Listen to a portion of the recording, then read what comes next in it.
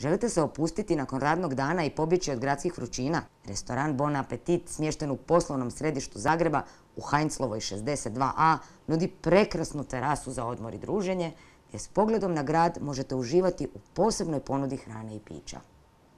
Osim vrlo lijepog ambijenta, u Bon Appetitu izuzetno paze na kvalitetu hrane i njenu pripremu, te su stoga osmislili i poseban koncept prehrane. U Bon Appetitu posebnu pažnju posvećujemo pripremi svakog jela. Pomno biramo namirnice iz neposrednog okruženja isključivo hrvatskih proizvođača, i to najčešće malih OPG-a, čije namirnice su pune okusa, mirisa i boja.